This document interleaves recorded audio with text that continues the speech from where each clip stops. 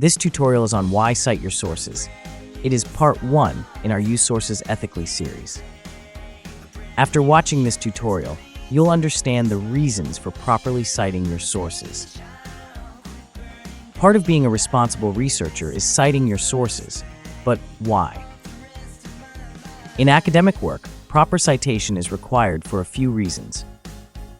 It gives credit to the original author or creator of the information. It shows your reader which parts of your writing are your own work and which are based on or taken from someone else's work.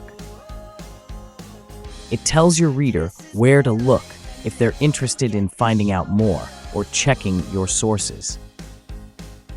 It shows your reader that you're acting professionally and following the guidelines of your assignment, discipline, or profession.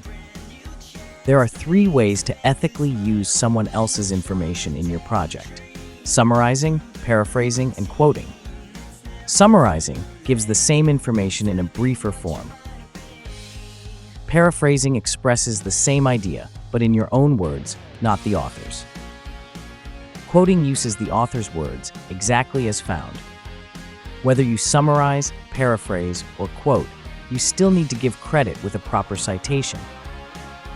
If you don't cite your sources, that's plagiarism. If you try hard to cite your sources but don't do it properly, that's also plagiarism. Most of the time, students don't mean to plagiarize, but they may do so accidentally if they don't understand how to cite their sources. That's part of the reason it's so important to know how to cite and then do it in your projects. Thanks for watching. Contact the library if you'd like assistance.